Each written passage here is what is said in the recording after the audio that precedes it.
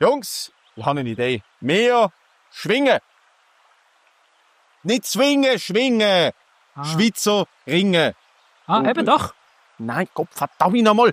Wir sind nicht in Griechenland. Wir haben Kleider an während dem Ringen in der Schweiz. Aber das macht doch keinen Spass. Wir ziehen sogar Hosen über unsere Hosen an. Schön. Nein, hässliche. Hier, nehmen wir 2 Herdöpfelsäcke, nein, sie zusammen, Gürtel drum, vorne lassen wir ein Loch. Ja, sind gut.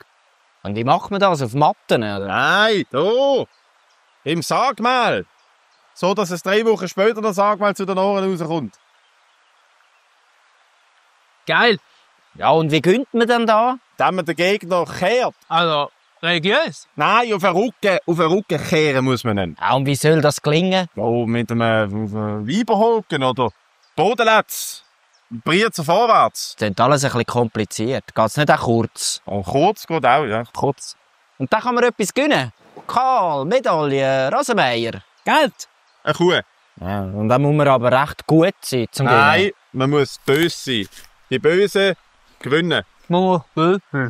Ja, und dann ist man Schweizer Meister, Nein, oder was? man ist Schwingerkönig. In der Schweiz gibt's doch keine Könige. Doch, es wird immer Schwingerkönige geben. Also das heisst, ich kann Schwingerkönig werden.